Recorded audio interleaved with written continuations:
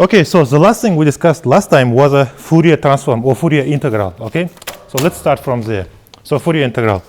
Okay, so if you have a function f of t, any function, it doesn't need to be periodic, some function f of t, we discussed last time that we can do Fourier transformation, or we can calculate Fourier integral, which is this function, e I omega t dt. It's integral over t of function f. Okay, and we get this another function, which is a Fourier transform of that function. And as we discussed also, this function, like capital F omega, contains all the information which is in this function. Which is to say, from this function, you can also obtain that function. Okay, this f is the original function. Right? What we did right now, from this, we obtained another function, which is Fourier transform. But from this Fourier transform, it turns out we can also obtain the original function. This is the one way we can obtain. This is also what we discussed last time. I'm just repeating. I omega t dt. Okay, so we can go back and forth between these two forms. Sometimes this is called, in the context of signal processing, this is called frequency domain representation of this original function. This is called time domain representation of that function, implying that this original function is a function of time. It is some signal as a function of time. You record as a function of time. Whereas this capital F is a spectrum of that function, which is functional dependence of that function or information about components of that function at different frequencies. Okay, so this is a frequency dependence, this is time dependence. So this is frequency domain, this is time domain. All right, this is very good. So we can decompose any function, almost any function which we meet in engineering, physics. We can do this. We can do Fourier transformation, Fourier transform.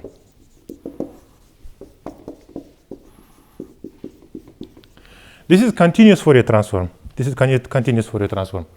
Our task for today is to do discrete version of that. And that's called a discrete Fourier transform.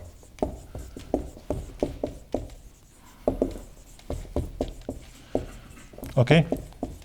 So the first thing we will do is to translate this integral into the language of discrete signal,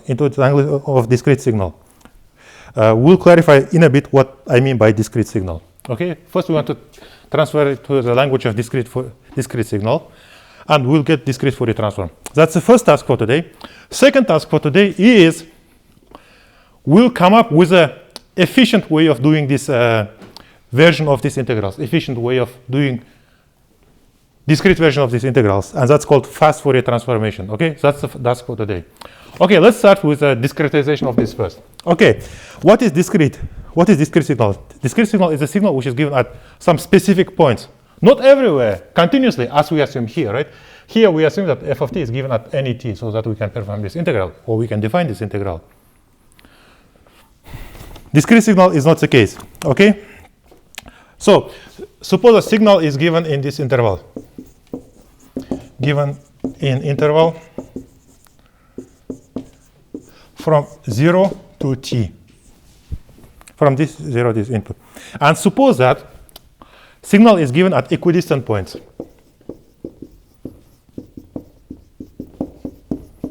Equidistant points. Let's call them Tn.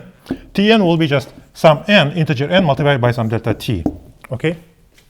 Where delta t is this entire interval divided by n. So we have n equidistant points, n equidistant points. We have n points. All right? This is clear, right? So we have n points. We can define equidistant interval. And as a result, we can also define these points. Tn, index n, means which point we are talking about, or which signal dot. It's just some integer n divided by delta t, where n goes from 0 to n minus 1. That's one way we can represent that data. N points, where this index is going from 0. So that's a good convention. We don't need to, but it's a good convention. Okay, so this is what is given now. Okay, we are given some discrete signal. Our task now is to modify this such that this formalism is applicable to this discrete signal. This is our discrete signal. One more notation. Let's call fn value of the function at point tn. One more notation, okay? All right, with that notation, let's start now deriving discrete form of this. Let's start with this, okay? Then we'll do that. All right. So my first task is to discretize this integral, okay? F of omega. Let me rewrite, actually. So I'm rewriting right now this. F of t e minus I omega t dt. Okay, this integral I can represent as a summation approximately, right? Approximately, it is equal to the sum over all the points which I have. Okay, so it's n summation from 0 to n minus 1, right? F of at tn e minus I omega tn. Everywhere instead of t, I'm writing tn, multiplied by delta t. Because this delta t becomes the distance between different points, and that distance is that delta t, right? Everything is clear so far? Okay, very good. Now, let me further, no, it is equal to, no. This is equal to, instead of this, I am going to write that notation, okay? So it is n from 0 to n minus 1 fn. I'm using that notation. Okay, and I can move this delta t, I want to move outside. Okay, this delta t, I want to move outside of the sum. Delta t. Okay, e I omega tn. Okay, let me leave it here for the moment. Okay, let me leave it here for the moment. Okay, if omega is now this form, let me leave it here for the moment. Now, here I'm calculating f at some omega. I discretize time. Time is discrete, right? So that suggests that my frequency also needs to be discrete. Because right now, this function, I'm assuming, is defined at every omega. That can't be the case. Why? Because I'm starting with n points. If I start with an n points, I have to end with n points, right? From n points, I cannot have continuous data, independent data. Independent, okay? From n independent information, I need to get n information out. So at most, I will have n values of f this function, which are independent from each other. Which is to say,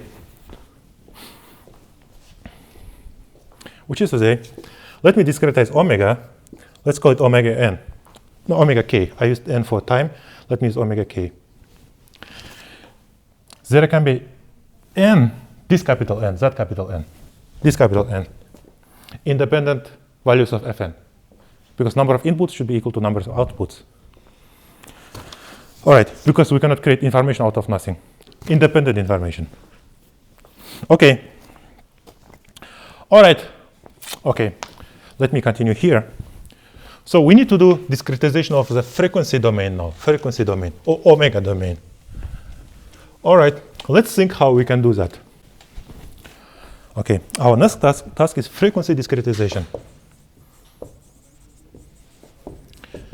Discretization. All right, how can we do that? All right, we divided our time interval is divided in pieces which are delta t, time interval, right? That's a time interval. The smallest frequency we can have in our signal, okay? Our signal, we have our signal, right? Discrete signal. Smallest frequency.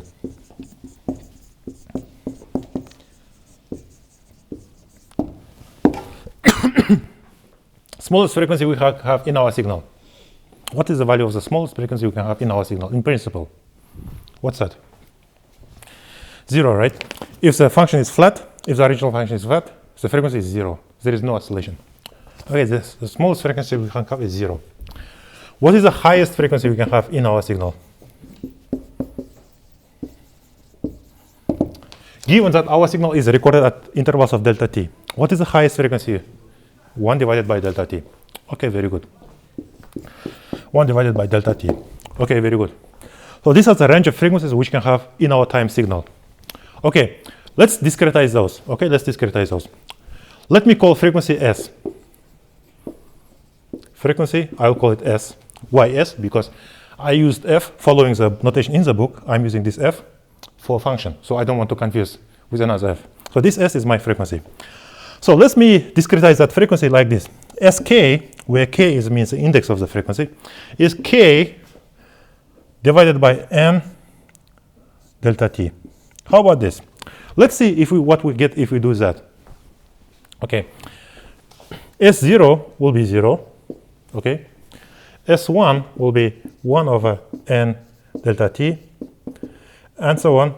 Sn minus 1 will be n minus 1 divided by n delta t. Sn is equal to 1 over delta t. Okay? If we do this, it turns out we can cover all the frequency range with that notation. All the frequency range discretely, but there is a catch here. There is a catch. How many points I have here? S0 corresponds to 0 frequency, and Sn corresponds exactly. I have n plus 1 points. N plus 1 points here. Okay? That's a very subtle point. Let's keep using it for the moment, but we'll resolve it in a bit. Okay? It turns out we don't need all of them. Actually, we don't need the last one or the first one. We don't need all of them. We'll figure out, or it will become clear why in a bit. Okay? For the moment, let's just use this one. Okay?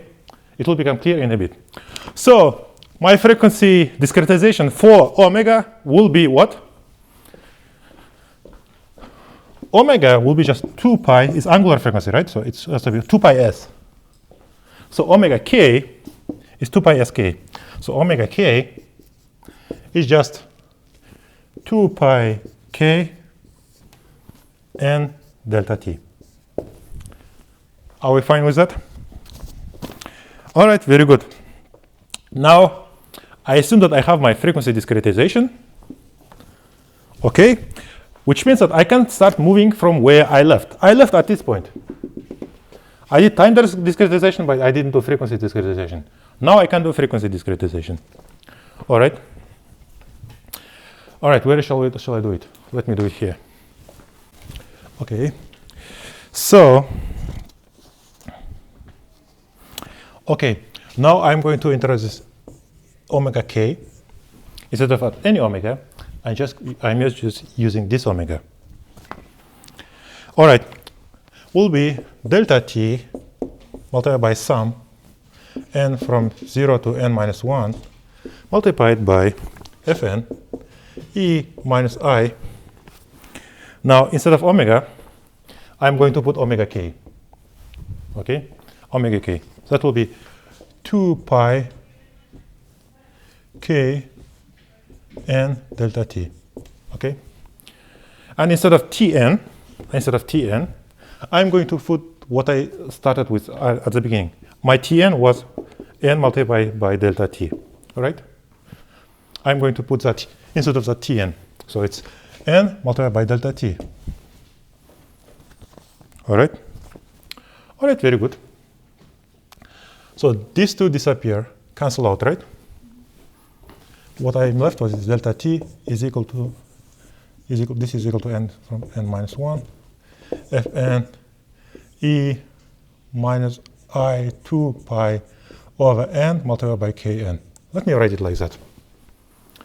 Okay, I'm going to introduce a new variable. I call it fk, which is f omega k divided by delta t. That will be equal to this guy without delta t. N from 0 to n minus 1 fn e I 2 pi over n kn. All right?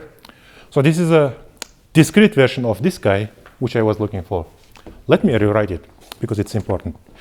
Okay? Shall I write it here? Let me write it here. Discrete version. Fk is equal to sum n from 0 to n minus 1 fn e minus I 2 pi over n kn. All right? Very good. First is done. Discrete version of this one is that. I have to find now this guy.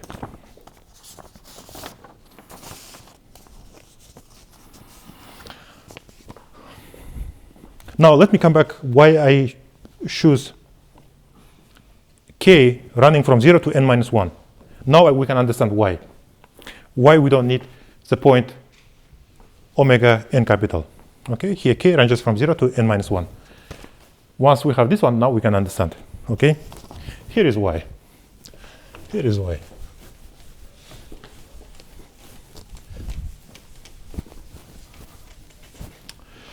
This function, this is a function of k, right? This depends on k. What is the period of this function in k? Period of fk in k. What's that?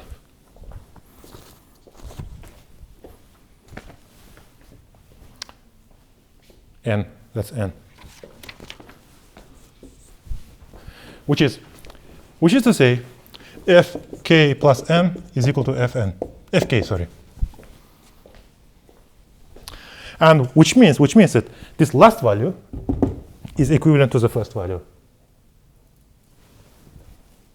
That's why we don't need to n plus 1 point here. N plus point number is plus 1 here.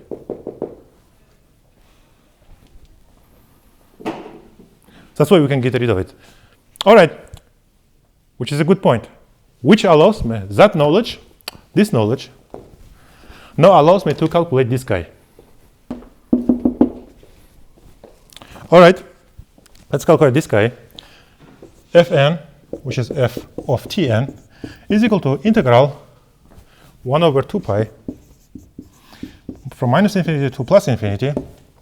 This function, f of omega ei omega Tn d omega.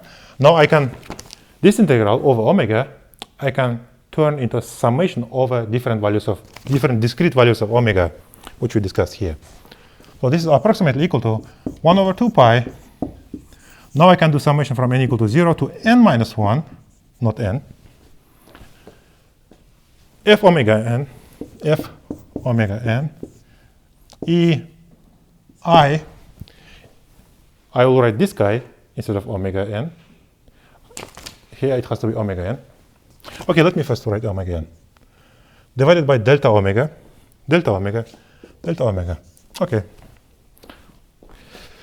Very good. Okay, let me move forward from here. 1 over 2 pi, I don't touch that. Multiplied by summation n from 0 to n minus 1. Instead of this guy, I will use the notation which I introduced. Where was that? My fk was, okay. Let me use index k here. Otherwise it will get confusing. Instead of n, let me use k here. Sorry. Okay, fk was, what was fk? Fk was f of omega k divided by delta t, right? This notation. Right, it was this notation. So I'm going to go back for a second. Using this notation, from this, I want to go back to this variable. Okay, that will be then fk multiplied by delta t. Instead of this, I obtained fk delta t is equal to f of omega k. Right? I just used that. Okay. Now, I guess I forgot Tn here, right? Let me write now omega n. Omega k is 2 pi k over n delta t. Right? And Tn will be just n delta t. Multiplied by delta omega. Delta omega is 2 pi n delta t. That's delta omega, right? Are we fine about everything? Everything is good? I'm almost there. So this 2 pi disappears with this 2 pi. This delta k disappears with this delta k. What is left is this only. 1 over n k from 0 to n minus 1 fk ei 2 pi over n Kn. That is a Fourier discrete version of this second formula, inverse Fourier transformation. Okay, let me write it here. So it says Fn is a sum 1 over n from 0 to n minus 1, Fk e minus 2 pi I over n Kn. So this is a discrete version of that. This is a discrete version of that. We did it. We have the discrete versions of the continuous Fourier transformation. Okay? We have it. So first task is done. First task is done. All right? Now is the next task. How to calculate this guy faster? That's the next task. Okay, let me rewrite these two guys. Fk, I'm rewriting it here, bigger, so that we can see it better. N from 0 to n minus 1, 2 pi over n, Kn. All right.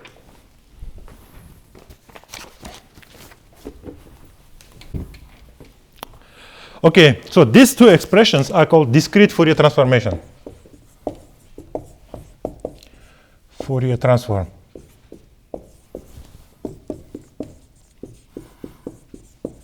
What does it do? Okay, what it does is that if you have discrete signal, any discrete signal, fn's, from that discrete signal, you can get representation in frequency domain. If you have that, from that, you can get back to the original domain. You can get back and forth. Okay, that's what it allows to do in discrete space for discrete variables. Okay, so we need to do it computationally. This thing needs to be done computationally. So let's see how much operation we have here. Okay, each of these summations are addition of n elements. Each sum has its n elements, right? So the number of operation to do one summation is proportional to n. To do one summation. And we have to calculate n of these variables, right? K here ranges from 0 to n minus 1. So there are n fk's. To do one summation, we need something which is proportional to n. Number of operations is proportional to n. On top of that, we have n of these elements. For each of them, we have to do that summation. So the total operation, total cost, total number of operations is proportional to n squared. Grows as n squared. It turns out we can do better than that. We can do better than that. Okay, so to do entire Fourier transformation, it's n squared operation. Total number of operations is proportional to n squared. Proportional. It turns out we can do better. And the scheme which allows to do that is called fast Fourier transformation. Fast Fourier transform.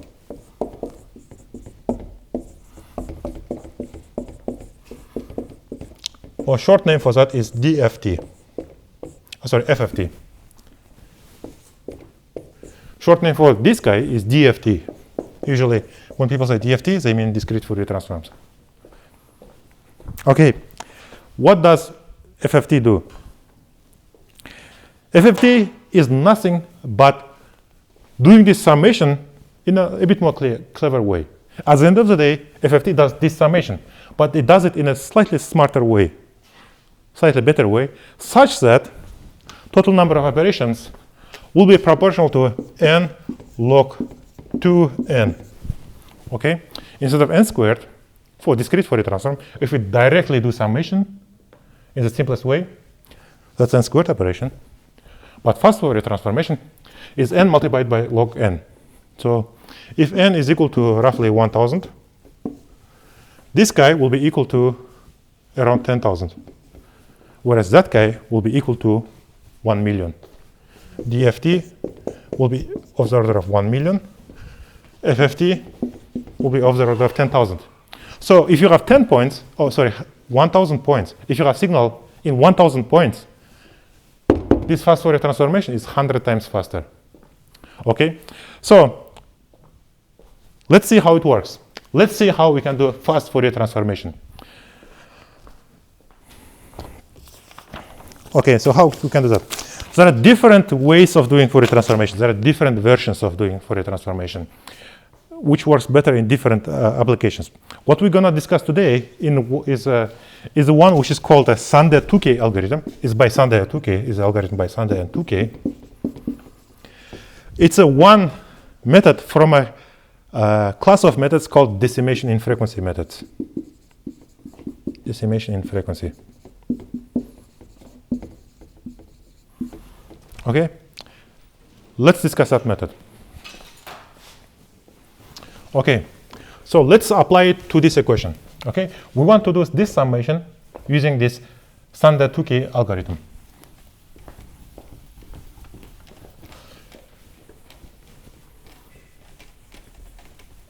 Okay, the only thing we are doing is trying to compute this sum in a clever way. Okay, that's the only thing we are doing. Okay, for that I'm going to rewrite this. I'm going to split this sum into two parts. Okay, this is a summation from 0 to n minus 1. I split it into two parts, from 0 to n over 2 minus 1, and from n over 2 to n minus 1. Okay, so basically I'm going to split into two parts, and from 0 to n over 2 minus 1, plus, this part is the same, from n equal to n over 2 to n minus 1. Here I'm assuming that n is a number which can be expressed like this one, is a power of 2, where m is an integer number. So n can be 24, 32, 64, 128, and so on and so on. Okay, I split it into two parts. Okay, what else can I do? What else can I do? I'm going to introduce a new variable. Let me call it m. M is equal to n minus n over 2. N as an integer, small m. Sorry, yes, it's correct. So that n is equal to m plus n over 2. And I'm going to change this n to m. All right, so this, what will be this? This part will remain the same. N from 0 to n minus 1. This guy, fn, e minus I 2 pi over n kn plus, now I have a summation m. Now m will range from what to what? Instead of n in this second summation, I'm going to use variable m. What will be the limits of that? It will be exactly like this guy, right? It will be from 0 to n over 2 minus 1. Okay, sorry, it's n over 2 minus 1, of course. Do you agree? F m plus n over 2 e minus I 2 pi over n k m plus n over 2. That's what I have here. Right? I just replaced n, this n, with m.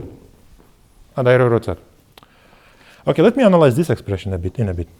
This is equal to, this guy, only this guy, is equal to, I'm going to split this into two parts. It will be just e I pi k multiplied by e minus I 2 pi over n k n. M, sorry. Do you agree with that? I'm just rewriting this exponent in this form. Can I do that?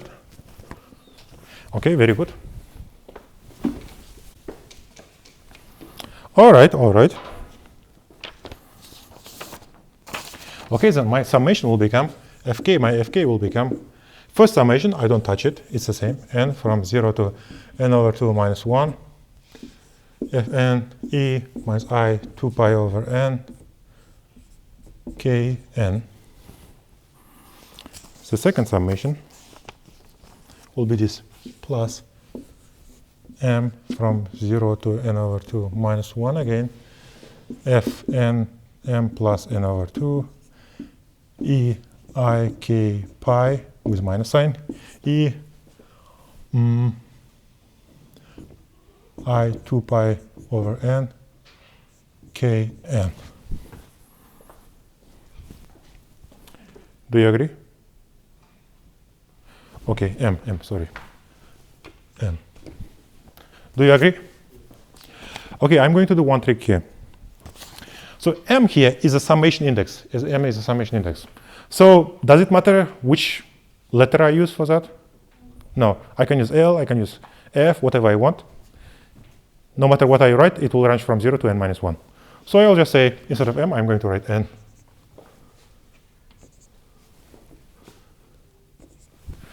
Note, I'm not going back to this n. No, it's not that.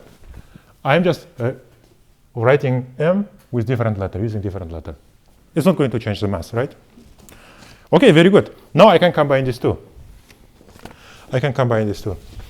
I can combine it back as one sum again.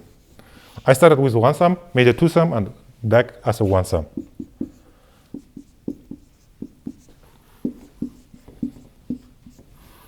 Okay, this guy is equal to minus 1 to the power k. So I'm going to write that minus 1 to the power k f n plus n over 2. Okay? And e minus I 2 pi over n kn. All right? This is where I arrived at. Now I have one sum from 0 to n minus 2 or minus 1, but these elements of the summation is slightly different. Are we okay here so far? Everything is fine? Okay.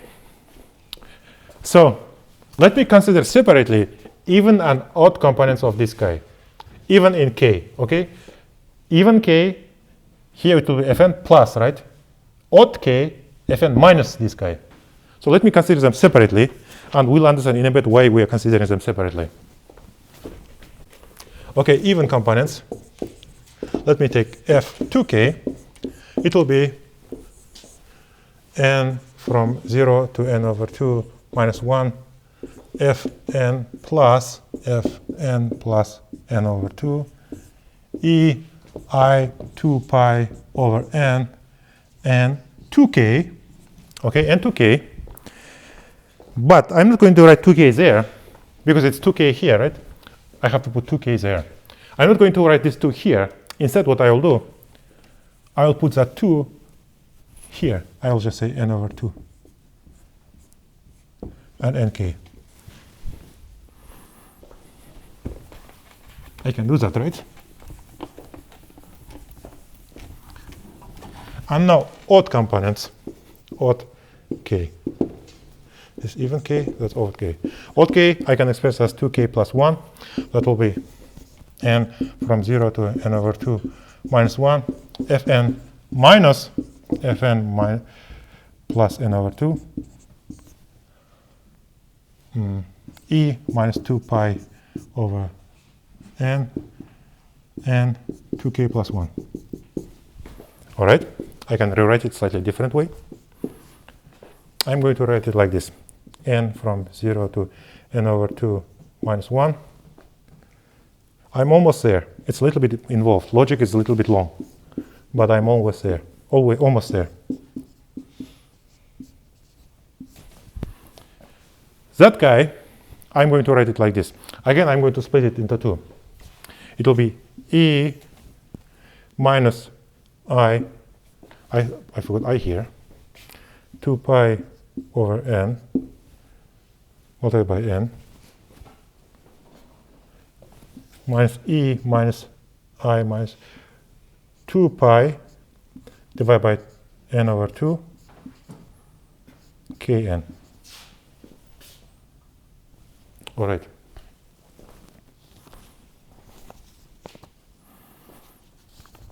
All right. Okay. So I'm almost done. This guy I'm going to call, this entire thing I'm going to call Hn. And this entire thing I'm going to call Gn. And I'm going to call this guy Gk. And I'm going to call this guy H capital K. And this is where the key insight is.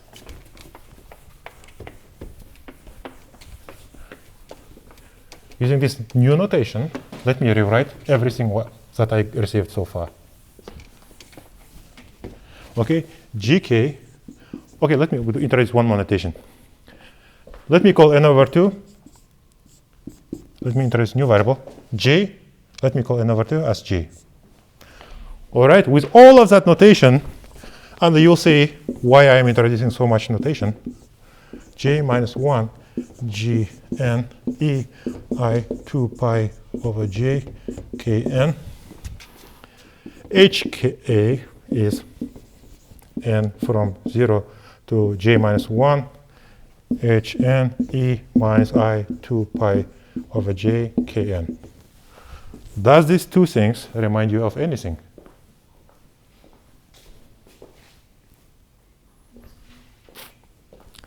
Here, this one is a discrete Fourier transform of GNs, where n ranges from 0 to j minus 1.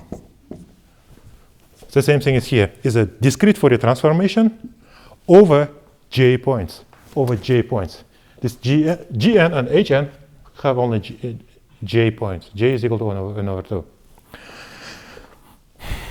What does it mean? It means that instead of original fk, which is a Fourier transformation over n points, we have two Fourier transformations over n over 2 points. Okay, two of them. Why do we need that? Here is why. Total cost of this guy, to calculate is j squared, right? Plus total cost of this guy is again j squared. And that is n squared over 2. Whereas calculating fk will be n squared operation. This is n squared operation. Okay, so by splitting into 2, our code became 2 times faster. Okay, one thing we have to be careful about.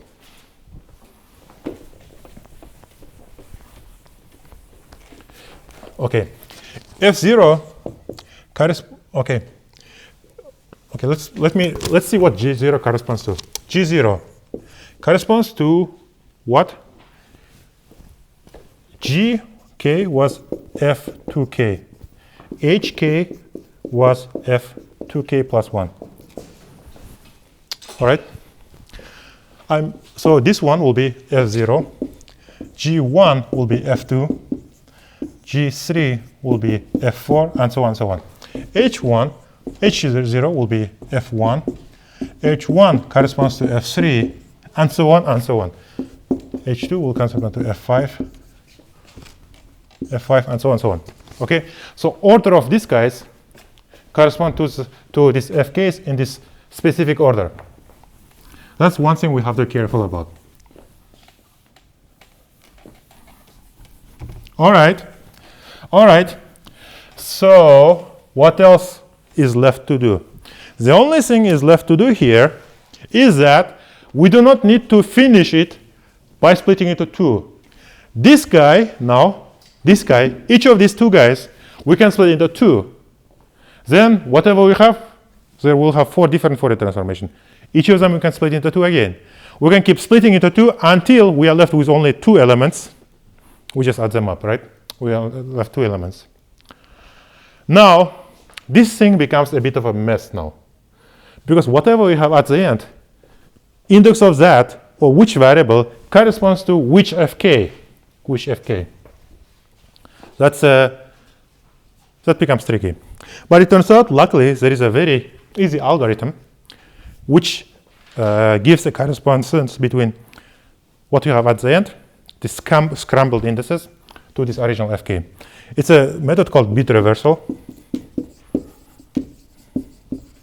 It turns out, I'm not going to go through the details, I'll just mention this. In bit reversal, what you do is that you take the index of fk, write in a binary format, then reverse it in binary, and then that will correspond to the index of the ultimate fast